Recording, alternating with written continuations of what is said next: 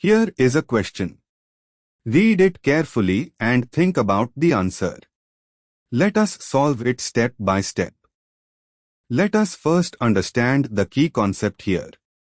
Conformational stability is determined by torsional strain and steric interactions, but for molecules bearing polar substituents, intramolecular hydrogen bonding or dipole-dipole interactions can also influence the preferred conformation.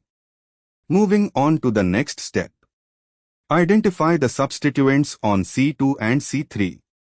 C2 bears the OH group and 2 Hs, and C3 bears the F group and 2 Hs. Both OH and F are polar groups capable of participating in intramolecular interactions.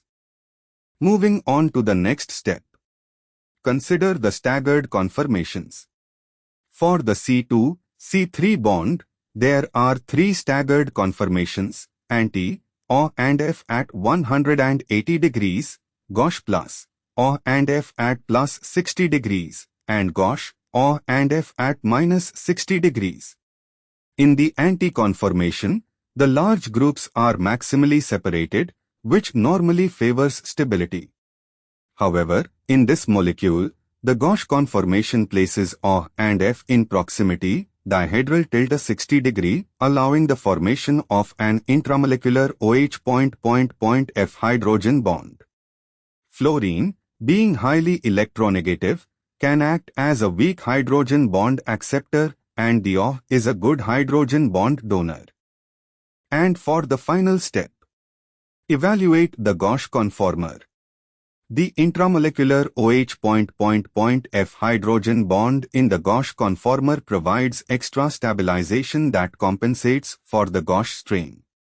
This makes the gauche conformer more stable than the fully staggered conformer for this particular molecule.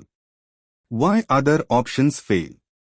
A. Staggered, although it has minimum torsional strain and maximum separation of groups, it lacks the stabilizing intramolecular H bond between OH and F, making it less stable than gauche for this compound.